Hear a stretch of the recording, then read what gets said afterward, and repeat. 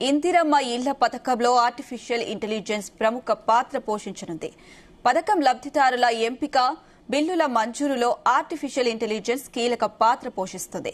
ఇందిరమ్మ యాప్లో తప్పుడు సమాచారం ఎంటర్ చేస్తే ఇట్టే పట్టేస్తుంది. తెలంగాణ రాష్ట్ర ప్రభుత్వం ప్రతిష్టాత్మకంగా అమలు చేస్తున్న ఇందిరమ్మ ఇళ్ల పథకం కింద మొదటి విడతలో భాగంగా 562 గ్రామాల పరిధిలో 70,122 ఇళ్లకు అనుమతులు ఇచ్చారు. ఇందులో 46,432 ఇళ్లకు మంజూరు పత్రాలను అందించారు. 17,000 మంది ఇంటి నిర్మాణ పనులు ప్రారంభించారు. వీటిలో 4,500 ఇళ్లకు సంబంధించి పునాది వరకు పనులు పూర్తయినట్లుగా ఆన్లైన్లో ఎంటర్ చేశారు.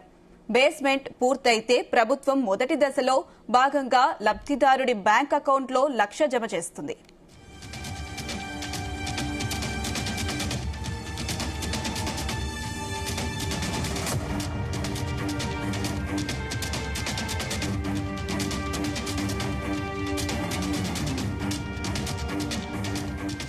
మొదటి దశ బిల్లుల మంజూరులో భాగంగా ఆన్లైన్లో అప్లోడ్ చేసిన వివరాలను అధికారులు ఆర్టిఫిషియల్ ఇంటెలిజెన్స్ తో జల్లెడ పడుతున్నారు. ఇందిరమ్మ యాప్లో గుంతలు, పునాది, పిల్లర్లు, స్లాబ్లు, గోడలు, ఇంటి స్వరూపం తదితర ఫోటోలను ముందే నమోదు చేశారు. ఇందిరమ్మ ఇళ్ల దరఖాస్తుదారులకు సంబంధించిన 360 డిగ్రీల సమాచారము నిక్షిప్తమై ఉంటుంది.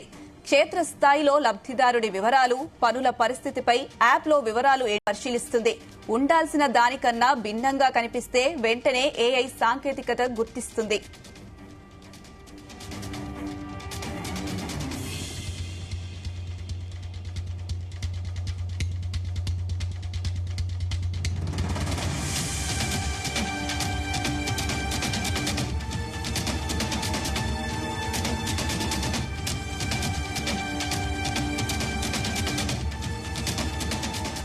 దీని ఆధారంగా అధికారులు మరోసారి క్షేత్రస్థాయికి వెళ్లి విచారణ జరుపుతారు. ఇందులో అక్రమాలు తేలితే బాధ్యులపై కఠిన చర్యలు తీసుకుంటారు.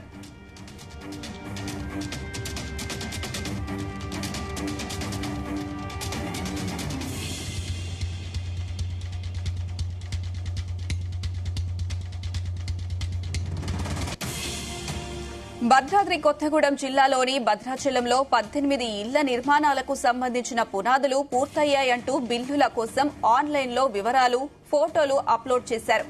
అయితే యాప్లో పొందుపరిచిన నమూనాలతో పోలిస్తే వివరాల్లో తేడా ఉన్నట్లుగా ఏఐ సాంకేతికత పేర్కొనడంతో అధికారులకు సందేహం కలిగింది.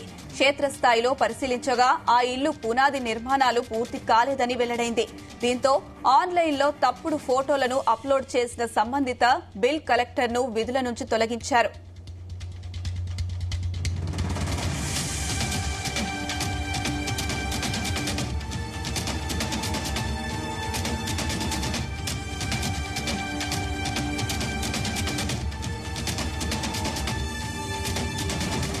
ఇందిరమ్మ హౌసింగ్ స్కీమ్ రెండో విడతలో భాగంగా ప్రతి నియోజకవర్గానికి 3,500 ఇళ్లను మంజూరుకు రాష్ట్ర ప్రభుత్వం సిద్దమవుతుంది.